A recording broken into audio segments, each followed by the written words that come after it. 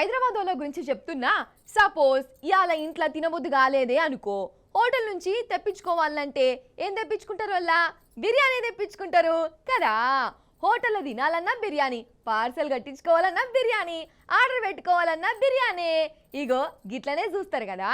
అన్నట్టు మన హైదరాబాద్ బిర్యానీ మళ్ళోసారి దునియా మెచ్చిన నంబర్ 1 బిర్యానీ అయ్యింది. చూడండి మరి. బిర్యానీలందు హైదరాబాద్ బిర్యానీయే వేరయా. హైదరాబాద్ బిర్యానీ తిన్నోళ్ళ జన్మ ధన్యమేనయా. అంతే కదా. ఇగో పొగలెళ్ళే ఈ బిర్యానీని చూస్తుంటే నాకే నోట్ల నీళ్ళు ఉరుతున్నాయి. అగో చికెన్ ముక్కలను చూడుర్రీ. అమ్మ తోడు చెప్తున్నా, ఇప్పుడు అర్జెంటుగా ఫోన్లో ఆర్డర్ చేసుకొని తెప్పించుకోవాలనిపిస్తుంది. ఈ ముచ్చట చెప్పినాక అదే పని చేస్తా. ఇట్లా నేనే కాదు, రోజు లచ్చల మంది అనుకుంటుర్రు.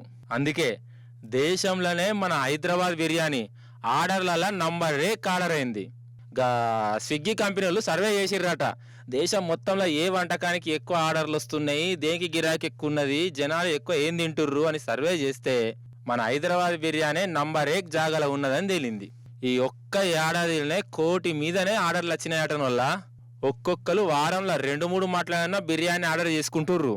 ఒకలైతే ఈ ఏడాది మొత్తంలో 1600 బిర్యానీ ప్యాకెట్లు ఆర్డర్ చేసుకున్నాడట.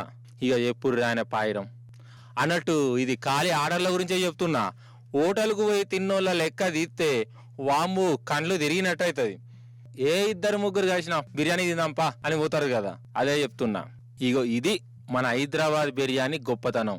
నన్ను అడిగితే దునియాలో ఏ మూలకు పో, మన హైదరాబాద్ బిర్యానీకి ఉన్న రుచి ఏడ దొరకదుల్లా. అట్లా అన్నుడు ఎవ్వరితో కాదు కూడా. అందుకే కాదు, పెద్ద పెద్ద సెలబ్రిటీలైనా రాజకీయం లీడర్లైనా ఎక్కడెక్కడో ఏడేడికెళ్ళో హైదరాబాద్కి వచ్చి బిర్యానీ రుచి చూడండి వాళ్ళు మళ్ళా వాపస్ ఊరు.